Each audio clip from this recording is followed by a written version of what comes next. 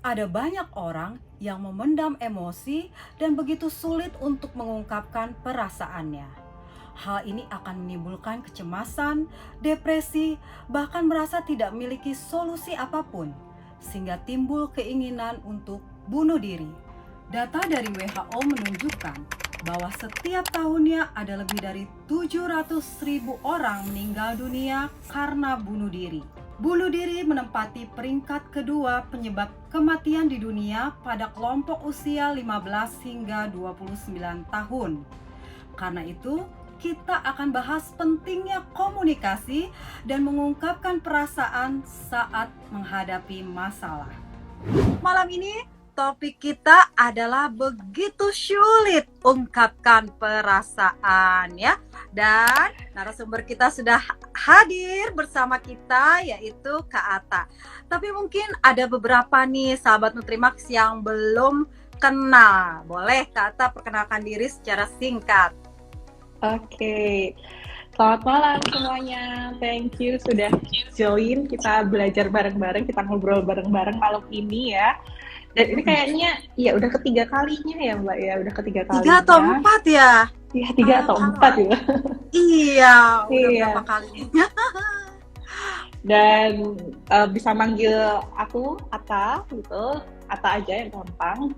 Terus juga ini berarti kita ngomonginnya kesehatan mental. Kita akan ngomongin soal kesehatan mental, terutama soal emosi gitu ya. Emosi, aduh, sebenarnya semua manusia pasti punya emosi, itu mah naturalnya manusia ya Kak Ata ya. Bener banget, semua orang punya emosi. Tapi ini ada banyak orang yang ternyata sulit ya mengungkapkannya. Jadi dipendam. Nah, lama-lama tuh bikin apa ya? Depresi bisa kali ya, bahkan kasus bunuh diri ya ternyata Kak Ata itu ternyata banyak banget ya. Kasus bunuh diri itu 700.000 orang meninggal karena bunuh diri setiap tahunnya di dunia. Wow, banyak banget. Dan penyebab penyebab bunuh diri yang paling tinggi ternyata itu adalah karena depresi gitu ya. Dan ini nggak cuma di dunia Mbak, ternyata di Indonesia pun banyak, dan kelompok usianya itu sejak usia 15 tahun sudah ditemukan rekan-rekan yang sudah mengalami depresi gitu. Aduh, makanya penting banget nih kalau malam ini kita udah tepat banget loh ngumpul nih untuk ngobrolin hal yang penting banget untuk kesehatan mental kita. Oke, ya sahabat-sahabat Nutrimax yang baru join, topik kita malam ini adalah begitu sulit ungkapkan perasaan. Baik, kita langsung saja mulai nih Kak Ata. Kenapa sih sebagian orang sangat sulit untuk mengungkapkan perasaannya? Nah, apakah salah satunya itu karena ada trauma masa lalu gitu, jadi dia nggak bisa mengungkapkan perasaannya? Oke, tentang mengungkapkan perasaan ya, memang sebagian orang ada yang gampang mengungkapin perasaan, ada juga yang sulit. Sulitnya pakai iya nggak nih, jadi sulit gitu. Sulit untuk mengungkapkan perasaan. Banyak faktor sebenarnya. Banyak faktor diantaranya, misalnya memang topiknya berat. Cerita yang akan disampaikan atau cerita yang pengen dia ceritain ini bisa jadi pernah membuat dia trauma, atau juga membawa big emotion gitu yang malah membuat dia itu akhirnya ya udah aku tahan aja ceritanya, kayaknya ini bakal memunculkan emosi yang besar gitu untuk diriku sendiri gitu. Atau ada juga trauma gitu ya, kejadian yang menyebabkan atau kejadian yang traumatik untuk seseorang gitu. Akhirnya apa? Karena adanya hal yang membuat dia trauma, ini membentuk adanya attachment yang nggak secure gitu ya, attachment yang nggak secure. Akhirnya dia susah percaya sama orang lain. Terus jadi kurang adanya keterikatan sama orang lain ya, keterikatan secara aman dengan orang lain. Jadi awalnya jadi kurang percaya, akhirnya apa? Mending nggak usah cerita aja lah, karena nanti aku takut takut ditolak, takut nanti orang lain itu tanggapannya nggak sesuai yang aku harapkan, takut nanti aku dikira gimana, dikira aku lemah gitu juga. Terus ada juga karena norma sosial gitu kayak. Norma sosial ini misalnya masalah-masalah yang pengen dia ceritakan adalah masalah-masalah yang topiknya mungkin sensitif gitu ya. Misal di lingkungan kita sendiri topik tentang pertengkaran keluarga gitu ya kan, nggak semudah itu kita kalau cerita ke orang lain gitu. Terus juga personality, dia orangnya ekstrovert atau introvert, ini juga sedikit banyak bisa mempengaruhi. Ada juga mungkin takut nggak didengerin sepenuhnya atau takut dicepuin, takut dibocorin apa yang dia ceritakan. Udah percaya ke orang nih, ceritain hal yang sedih banget, ternyata malah diomongin ke orang lain. Padahal tadinya awalnya bilang, aku jaga lo rahasiamu gitu, tapi ujung-ujungnya tetap ujung-ujungnya diceritain juga ke orang lain. Ada juga mungkin karena emosi yang sudah lama menumpuk, akhirnya ya sudahlah pendam-pendam terus aja gitu. Bisa jadi juga seperti itu. Aduh, jadi banyak hal memang yang menjadi penyebab orang itu sulit untuk mengungkapkan perasaan ya. Nah, ini untuk yang anak-anak muda nih Kak Atta, dari mulai usia 15 tahun tadi. Nah, ya memang banyak sih anak-anak SMP gitu yang waktu beberapa minggu lalu juga kami juga undang sahabat-sahabat Nutrimax untuk menceritakan nih. Nah, itu ada banyak yang sulit mengungkapkan perasaan dan merasa tertekan itu karena tuntutan dari orang tua. Nah, itu orang tua menerapkan standar yang tinggi kepada anaknya. Nah, apa nih yang anak harus lakukan? Apa pula yang orang tua nih harus lakukan nih supaya ketemu nih? Kadang-kadang makanya mungkin ya anak-anak tuh jadi malah kabur gitu ya. Nggak bisa terbuka di rumah, ya kan? Silakan Kak. Oke, kalau kita ngomongin soal remaja ya Mbak ya, remaja yang usianya misalnya masih belasan gitu. Oke, di masa ini memang masa-masa perubahannya itu begitu terasa ya buat mereka ya, dari aspek biologi, psikologis, lingkungan gitu ya, sedang bergejolak semuanya. Dari aspek-aspek itu aja dia kadang kesulitan. Kok ditambahin ada tekanan dari orang tua. Padahal sebenarnya peran orang tua di anak-anak remaja ini adalah menjadi support gitu ya. Karena di luar dirinya sendiri pun sudah banyak masalah. Tapi ternyata banyak juga loh ternyata yang tekanan paling tingginya malah dari keluarga. Nah inilah yang mungkin bisa jadi kita bahan introspeksi bareng-bareng ya, gimana sih kita tuh menghadapi anak-anak yang remaja, teman-teman yang remaja gitu ya. Bagaimana kita itu bisa menjadi pendamping, karena kita kan kalau sebagai orang tua ya jadi pendidik, ya jadi pendamping gitu ya Mbak. Karena itu tadi, mereka sedang bergejolak-gejolaknya, emosionalnya juga, dari sisi hormonalnya juga mempengaruhi. Kalau nggak ada dampingan dari orang tua malah jadinya gimana, nanti dia kesulitan di luarnya.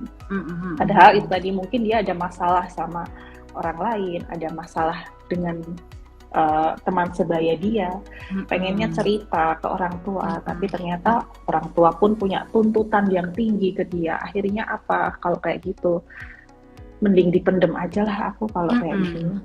Keluarga nggak terima, keluarga nolak, teman-temanku nggak terima, teman-temanku juga rasanya aku berjarak sama mereka, ya sudah mendingan aku pendem aja gitu. Ini bisa jadi juga seperti itu gitu ya. Makanya untuk teman-teman yang remaja, kita ngerti gitu ya, kita juga pernah remaja gitu ya. Memang masa-masa ini itu betul-betul berat ya, betul-betul berat karena kita di situ mulai mencari identitas diri. Mungkin ada beberapa yang ada permasalahan di rumah, ada permasalahan di teman-teman, tapi cobalah tetap untuk cari orang yang memang mungkin kamu percaya untuk tempat cerita. Kalau orang tua nggak bisa, ya cari teman. Kalau teman memang ada masalah sama teman, ya coba ke orang tua, coba ke orang yang lebih dewasa, atau juga bisa ke konselor sebaya. Itu banyak juga sekarang platform yang menyediakan konselor sebaya gitu. Konselornya usianya sama. Iya. Jadi memang harus tetap diungkapkan ya Kak Ata ya. Iya. Harus tetap diungkapkan. Oke. Nah, bisa nggak perasaan yang terus-menerus dipendam ini berefek ke kalau terus dipendam terus nggak bisa diungkapkan, itu bisa nggak sih berefek ke perilaku yang impulsif gitu. Jadi dia ya melakukan apa-apa tanpa pikir gitu akibatnya. Oke. Sebenarnya kalau kita bilang emosi itu apakah selalu semuanya harus diungkapkan gitu? Memang enggak ya, kadang ada yang memang susah, tekanan emosional sesekali bisa kita nggak ungkapkan semuanya gitu. Tapi kalau semua-muanya kita pendem sendiri, semua-muanya kita kubur dalam-dalam, kita bottling up namanya, kalau kita cari, nanti teman-teman browsing itu namanya bottling up emotion gitu. Ini malah bisa memperburuk keadaan, karena kalau emosi itu ditekan, emosi negatif itu ditekan, emosinya malah makin besar gitu ya. Ditambah lagi bisa menambah yang namanya kecemasannya makin tinggi gitu ya. Jadi makin dipendam, makin kuat emosinya. Dan juga kalau emosi itu ditumpuk-tumpuk terus di tubuh kita, lama-lama cuma jadi bom waktu yang siap meledak kapanpun gitu ya. Cuma karena masalah kecil aja bisa tiba-tiba meledak. Oke. Nah, jadi kalau yang dipendam itu memungkinkan juga untuk timbulnya perilaku-perilaku yang impulsif gitu. Iya. Ada orang tiba-tiba bunuh orang gitu, atau dia ya mending kalau bunuh diri sendiri gitu. Ini nggak mending juga sih ya, tapi dia sampai mencelakai orang gitu. Wah, gimana tuh Kak Ata? Oke, kalau sama perilaku impulsif sendiri, memang beberapa orang untuk coping mekanismenya itu cenderung bisa melakukan hal yang nggak sehat ketika emosinya sudah terus-menerus dipendam gitu ya. Ketika emosinya disembunyikan, dia bisa melampiaskannya di hal lain yang nggak adaptif gitu ya. Misalnya jadi minum minuman keras terus gitu, terus juga menggunakan penyalahgunaan obat misalnya, atau mungkin menyakiti orang lain atau menyakiti dirinya sendiri gitu. Nah, ini hal-hal yang mungkin bisa muncul juga ketika kita terus-terusan mendem. Jadi memang perasaan yang karena emosi, masalah menumpuk itu memang nggak boleh banget dipendam, jangan sampai gitu loh ya. Kita terjadi perilaku-perilaku yang impulsif, mencelakai orang lain, juga mencelakai diri sendiri.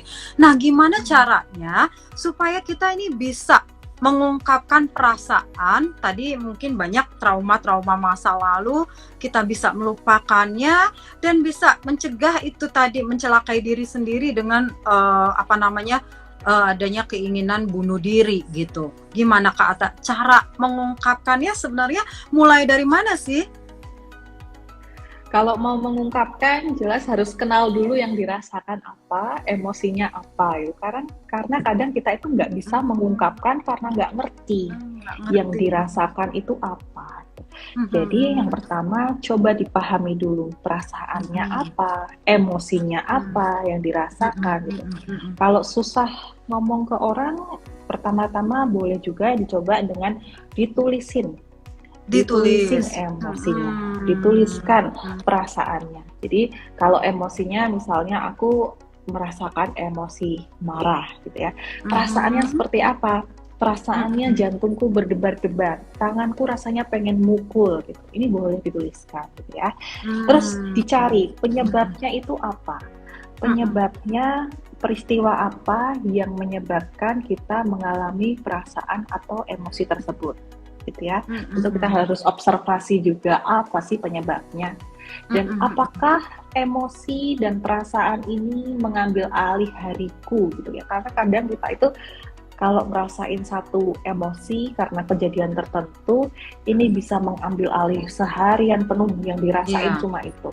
Jadi mengganggu semua aktivitas yang lainnya terganggu. Hubungan sama orang lain terganggu nggak? Hubungan sama suami atau istri atau sama keluarga atau sama teman terganggu nggak misalnya? Ini juga bisa jadi bahan kita untuk menanyakan ke diri kita sendiri gitu. Belajar untuk memahami emosi kita itu apa. Dan selanjutnya kalau kita sudah tahu emosinya apa, perasaannya apa, ya diakui emosi itu, diakui perasaan yang muncul juga. Daripada kita bilang aku marah, aku ini orang yang pemarah gitu. Mendingan kita ganti dengan aku merasa marah, aku merasa kecewa. Jadi ada kata merasanya ini artinya apa? Kita nggak melabeli diri kita dengan aku orang yang pemarah, aku orang yang marah gitu. Kalau kita merasakan ini bisa hilang lah, perasaan ini bisa hilang. Perasaan ini kan berubah-ubah ya, kayak cuaca berubah-ubah. Jadi ditambahi aku merasa marah. Tapi bukan berarti aku bisa dikendalikan oleh perasaan ini. Gitu. Yang selanjutnya latihan dengan dengerin orang lain terlebih dahulu ya. Kalau kita pengen belajar mengungkapkan perasaan, coba kita berlatih dengan mendengarkan cerita orang lain terlebih dahulu. Belajar untuk mendengarkan cerita orang lain terlebih dahulu. Dengan gitu kan kita jadi tahu, oh kalau cerita seperti ini itu tanggapannya seperti ini. Oh, ternyata nggak apa-apa loh kalau cerita sama orang seperti ini. Aku enjoy aja kok. Ternyata kalau mendengarkan curhatan orang yang seperti itu. Gitu. Yang selanjutnya, mulai dari hal-hal yang kecil dulu. Kita cerita dari hal-hal yang sederhana dulu, yang sehari-hari kita lakukan. Ada permasalahan-permasalahan kecil yang melibatkan emosi-emosi kecil dulu gitu ya. Nah dari situ nanti kita pelan-pelan sudah mulai bisa mengungkapkan sedikit-sedikit ke orang. Nah, nanti misalnya kamu sudah merasa, oh udah saatnya yang tepat ini untuk menceritakan permasalahanku yang besar ini, oke, silahkan. Ya. Terus juga, kalau memang masih kesulitan, it's okay untuk datang ke profesional. Boleh ke konselor, boleh ke mentor, boleh ke psikolog, boleh ke psikiater, nggak masalah. Jangan takut. Oke, jadi memang harus dari kitanya dulu nih untuk tahu nih ya. Kita dulu yang harus tahu nih emosinya. Nah, boleh dimulai dengan dituliskan gitu ya. Dituliskan. Nah, tadi yang aku merasa gitu. Kalau aku merasa berarti beda ya dengan aku melabeli dirinya gitu ya. Jadi kalau aku merasa berarti ya perasaan itu bisa dong berubah gitu ya. Jadi kita jangan melabeli diri kita ya Kak Ata ya. Oke, nah sekarang udah dilakukan semuanya. Tadi juga kita harus bergaul juga, jangan menutup diri. Kita menjadi pendengar dulu nih. Kita menjadi pendengar. Oh, ternyata orang cerita begitu nggak dibully kok. Jawabannya juga yang lain menanggapi kok, mendukung gitu ya. Kita udah mendengar. Tapi ternyata kita ketika datang nih, udah siap nih mau ke profesional. Tapi ternyata kita sulit nih memulainya tuh cerita dari yang mana ya? Karena kan masalah udah numpuk-numpuk nih Kak Ata. Udah bertumpuk-tumpuk, masalah yang ini belum selesai, timbul lagi masalah yang ini, timbul lagi masalah yang ini. Nah, biasanya ini dari sahabat-sahabat Nutrimax nih, yang mau diceritakan itu mungkin karena kebanyakan, jadi bingung yang mana dulu. Nah, ini udah ceritanya udah sampai ke profesional, udah siap nih pengen cerita, tapi di sana juga blank gitu, karena kebanyakan masalahnya. Gimana tuh Kak Ata solusinya? Oke, kalau kita